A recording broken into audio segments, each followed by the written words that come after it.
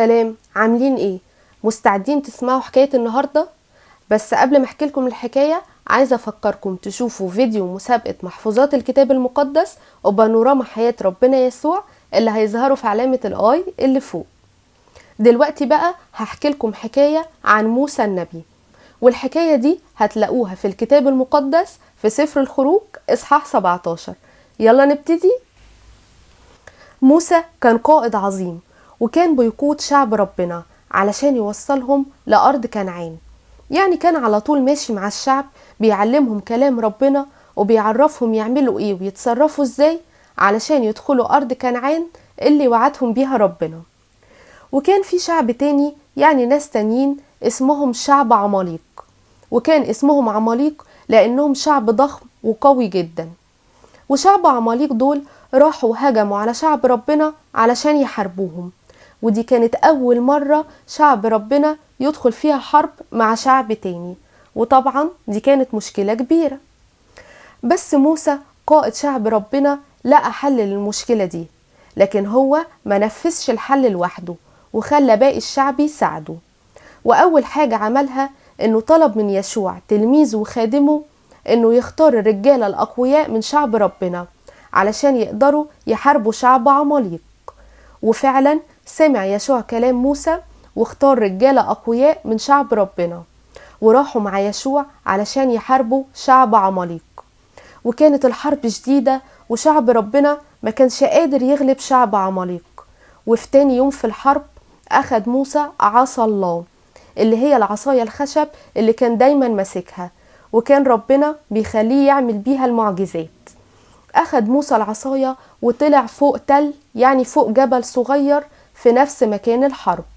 وكمان كان معاه 2 تاني، أول واحد هو هارون أخوه، والتاني اسمه حور.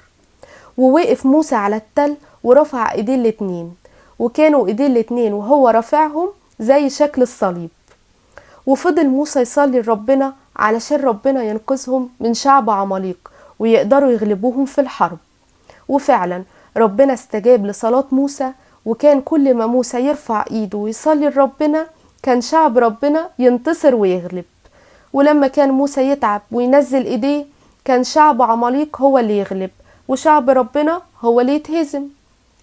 وحاول موسى يفضل رافع ايديه على طول علشان شعب ربنا ينتصر ويغلب، لغاية لما ايدين موسى تعبت قوي وخلاص ما بقاش قادر يرفعهم تاني. وبسرعة هارون وحور فكروا في فكرة حلوة قوي يساعدوا بيها موسى علشان يفضل رافع ايديه. هارون وحور جابوا حجر وقعدوا عليه موسى، وبعد كده خلوا موسى يرفع ايديه تاني. وراح هارون وقف جنب موسى وسند ايده من ناحية، وحور وقف جنب موسى من الناحية التانية وسند ايده التانية. وبكده بقت ايدين موسى النبي ثابتة ومش بينزلها خالص. وفضل موسى النبي فوق التل رافع ايديه الاتنين على شكل علامة الصليب، وما نزلهمش ابدا لغاية لما الشمس غابت وجه وقت الغروب. وانتصر يشوع وشعب ربنا وغلبوا شعب عماليق الأشرار. وبعد ما الحرب خلصت ربنا قال لموسى اكتب كل اللي حصل في الحرب بينكم وبين عماليق علشان الشعب يفضل فاكر عمل ربنا وقدرته معاهم، لأن ربنا كان عاوز يعرف أولاده من زمان أن قوتهم ونصرتهم هي بصليب ربنا يسوع المسيح. ولغاية دلوقتي الكل عارف ان اللي بيدينا القوة والنصرة هو ربنا يسوع، زي الآية اللي بتقول أما النصرة فمن الرب، أمثال 21:31.